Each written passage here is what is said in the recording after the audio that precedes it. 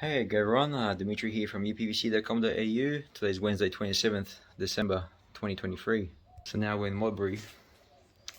We have a French door with false mullion. So it's a finger shoot bolt operated on the slave side, fixed and yeah, opening inwards. Aluplast IDEAL 4000 profile in cream white, or also known as off-white, and we're using extra reinforcements because it's 2.4 high.